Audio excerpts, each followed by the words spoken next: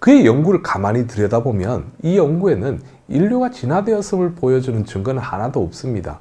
진화론자들의 관심사와 창조론자들인 우리의 관심사는 다른데, 우리는 네안데르탈인이 어떤 이유로 중간 단계로 분류되는지가 궁금하고, 진화론자들은 진화는 기정사실로 고정한 채 진화가 어떻게 진행되는지가 궁금할 뿐입니다.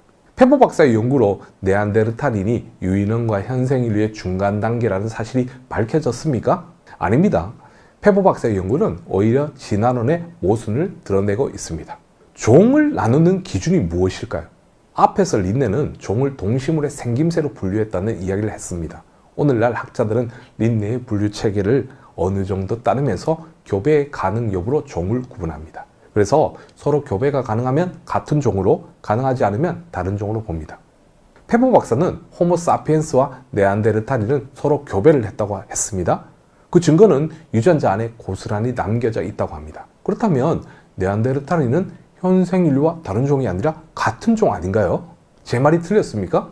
오늘날 네안데르탈인을 현생 인류인 호모 사피엔스로 분류해야 한다고 주장하는 학자들도 많습니다.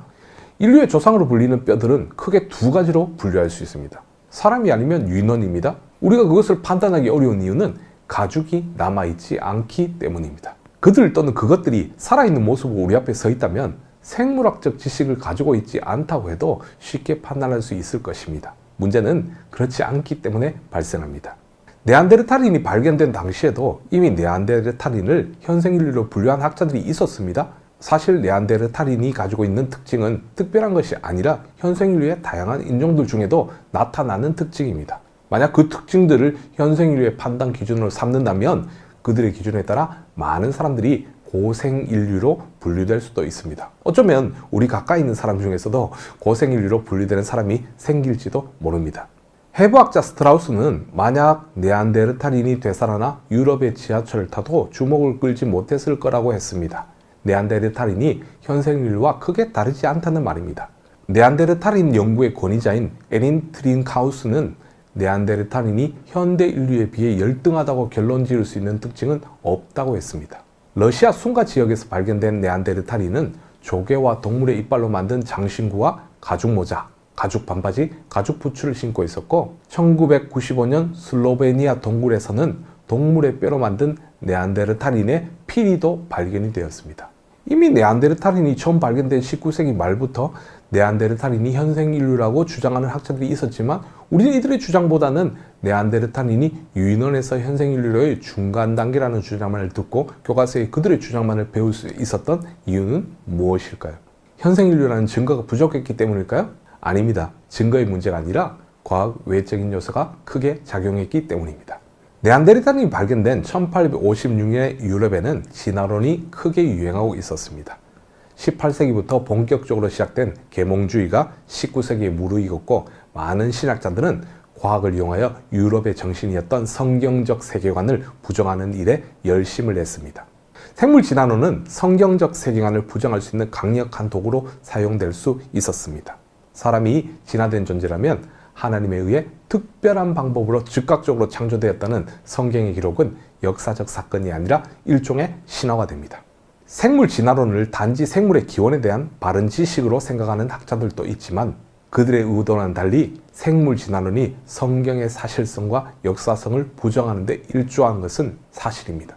생물 진화론이 서서히 유럽 사회에 확산되고 있을 무렵 독일에서 네안데르탈인이 발견되었고, 3년 후인 1859년에 찰스 다윈이 진화론의 성경과 같은 종의 기원을 출판하면서 진화론은 전 유럽으로 유행하게 됩니다. 현생 인류와 비슷하지만 조금 다른 네안데르탈인은 관찰 가능한 진화의 증거로 적극 사용됩니다. 진화에 의한 진화론을 위한 과학 외적인 요소가 네안데르탈인을 중간 단계로 만드는데 크게 작용한 것입니다.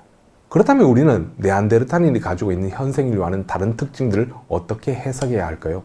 그들을 어떻게 현생 인류와 같은 종이라고 진화론자들을 설득할 수 있을까요? 네안데르탈인을 현생 인류로 해석할 창조과학적 열쇠는 다음과 같습니다. 첫째, 생물은 변할 수 있다. 둘째, 변화의 폭은 생각보다 크다. 셋째, 변화는 유전자 안에서 일어난다. 넷째, 환경이 변화를 만들 수 있다.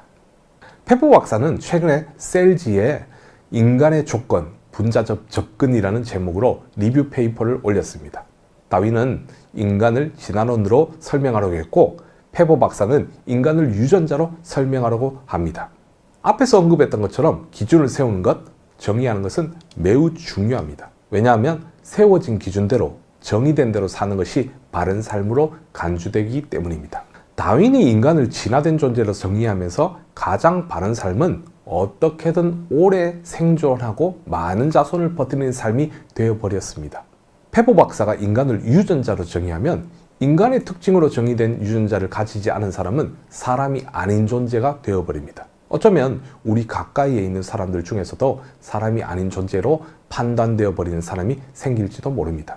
그의 연구에 의해 인간은 리처드 도킨스가 표현한 대로 유전자를 전달하는 유전자 전달체에 불과한 존재로 환원되어 버리고 말 것입니다. 두 가지 짚고 넘어가야 할 사실이 있습니다. 첫째, 페보 박사가 네안데르탈인의 DNA를 완벽하게 복원한 것은 아니라는 사실입니다.